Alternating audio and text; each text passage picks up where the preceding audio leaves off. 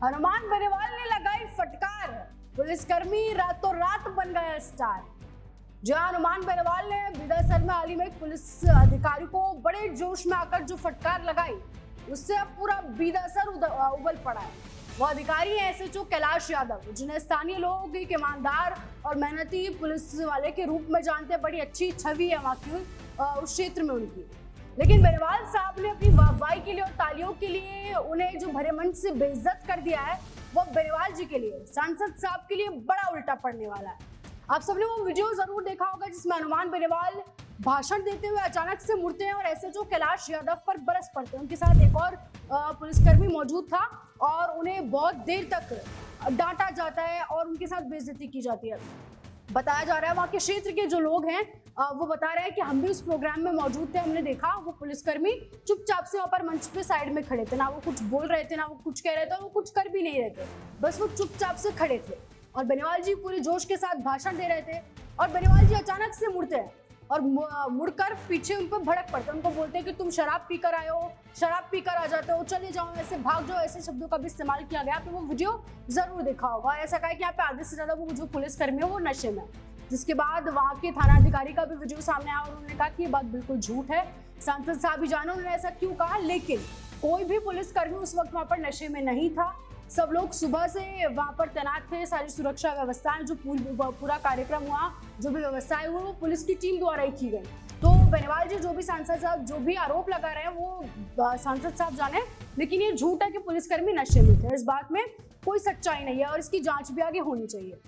अब वहाँ के लोगों का ऐसा कहना है कि ये जो कुछ भी हुआ मंच पर उस दिन, ये सब कुछ प्री प्लान था। बेनीवाल जी के समर्थकों ने या फिर शायद बेनीवाल जी की ये टिप थी, ये सब कुछ प्री प्लान था फेमस होने के लिए। ये सब कुछ खुद चलाकर किया गया कि बेनीवाल जी भाषण दे रहे हैं और फिर अचानक से वो पीछे मुड़ते हैं और पुलिसकर्मियों को बेइज्जत करने लग जाते हैं। वो भी लगातार 3 से 4 मिनट तक, मतलब तब तक वो वहाँ से चले नहीं गए वो दोनों पुलिसकर्मी, तब तक उन्हें बेइज्जत बेनीवाल जी मंच से करते गए। और फिर उसके बाद आपने उस वीडियो में देखा है क्या ही वाहवाही सांसद साहब की हो रही है, तालियां बज रही हैं, हूटिंग हो रही है।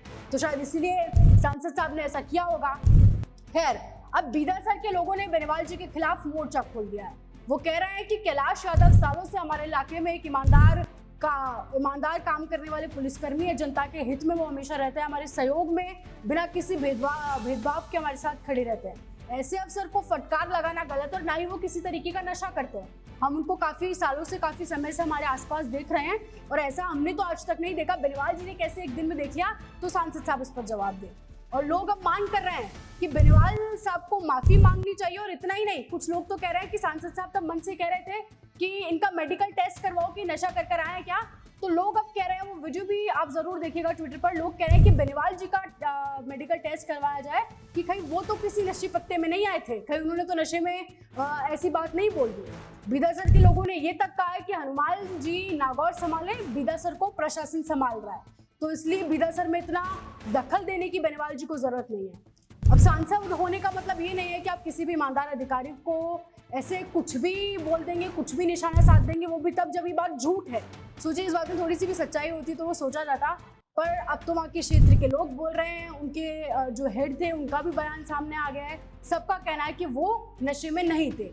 और ये सब कुछ एक शर्मसार कर देने वाली बात है सांसद साहब के लिए कि आप एक सांसद हैं और जो लोग वहाँ पर आपको सुनने आए थे वो आपको माई बाप समझते हैं, आपसे बहुत सारी चीज़ों की उम्मीद रखते हैं।